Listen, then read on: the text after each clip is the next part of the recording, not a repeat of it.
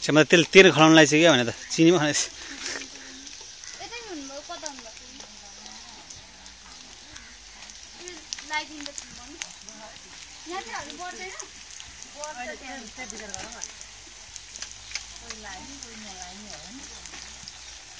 पानी हालेर त्यसमा नानी यस्तै बनाएर राख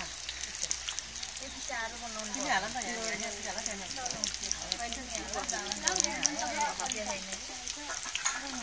ओके र रोटी खाँदा भयो ल ल ल है त्यो त छोडी अनि त अलि अलि चिनी हाल्दा नि दाउनु हो क्या चिनी बढी भयो होला है बढी भयो भने फुट्छ नि त हैन के अरे हाम्रो कालेहरू खेलेको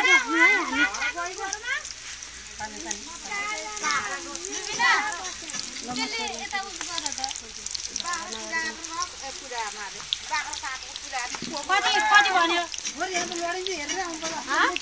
कति भन्यो बाहिर बाहिर लगाएन पोथी पोथी ल कति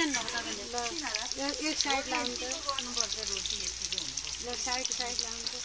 यस्तो हुन्छ कि यो साइड हो अलि धेरै चिनी बढी भयो है अब यो चिनी नहाल है यहाँ धेरै फुटे यो ताई धेरै राख्यो भने पनि रोटी चाहिँ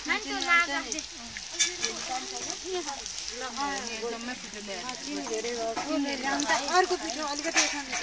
चिनी धेरै भयो चिनी नराखेको भन्नाले अलिक कम भएको चिनी आन्टी यो आन्टी आन्टी यता गर्नु तयार भएको पिठो ल्याउनु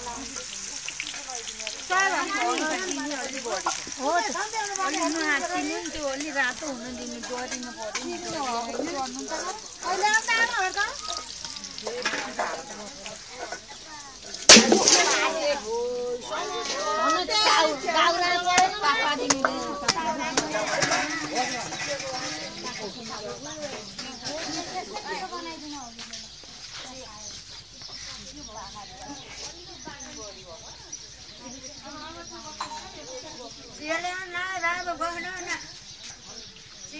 हजुर चिया हार्दैन पाउनु पाउनु पाउनु चिया हार्दैन बुढो म